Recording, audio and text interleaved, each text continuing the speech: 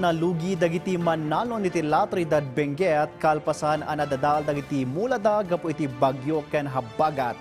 Impanamnama mo ti lokal a gobyerno ang maipayanda iti tulong manipod iti Quick Response Fund. Ang subsubli ni Jessel Kate Lapizar. Marigatan ang makasubot dagiti Manalon iti La Trinidad Benguet kalpasan ang nadadael ken bimmabati kalidad dagiti mulada gapo iti bagyo ken ti agtultuloy a panagtudo nga ituntunda ti habagat. Iti Strawberry Farm karaman ang naapektaran dagiti lettuce. Nupay ngimato ti presyo na iti merkado, haan met adagos a mailako gapo ta naiyupar daytoy iti danom. Rason ang nalungtot ken nadadaelan sakbay ang makadanon kadagiti aggatang. Di diretso na nga tudo dayti ti nangyari ti mulan nalusaw nga. Iso nga bali di tartargetan mi ko mga 700 to 1,000 kilos ti 500 square meter mapanlangan nga 250. Tikas lang nga ma-harvest da.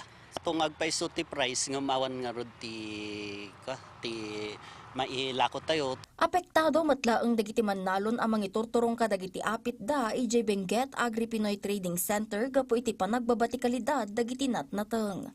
Sigun kadakwada, haan laeng a produksyon ti parikot dagiti Manalon. Parikot da matlaeng ti panagbiyahe da kadagiti apit da. Halos lahat ng tanim sa amin is nasira. Nasira ng bagyo. Yung tira lang na harvest ngayon yung bago magbagyo is may anong tawag doon, hindi nasira. Tipan nakaideklara ti state of calamity iti La Trinidad, mabalin ang maaramat ti lokal a gobyerno ti calamity funds para iti dagos a relief, rehabilitation ken recovery efforts. Pakairamanan ti panagtulong kadagiti residente a napukawan ti pagbiyagan. Adamet laeng ti Quick Response Fund ang maaramat para kadagiti kasapulan nga interventions. In-prioritize muna natin yung sa agriculture. Ito yung mga we will help yung ating mga farmers. Bibigyan natin sila ng assistance on dagitoy farm inputs like seedlings and fertilizers. Tignan po natin kung ano man yung farm inputs na may bibigay natin sa kanila o ano pa man tulong na manggagaling din sa ibang ahensya ng gobyerno.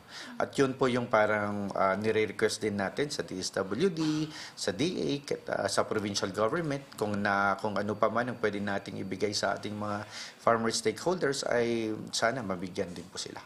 Kabayatan na, maguy-guyugoy dagiti Manalon nga ipakaammo ti danyos dagiti mula daan na dadael. Tapno mairaman da iti assessment ken posible ang makaawat iti assistance manipod iti gobyerno.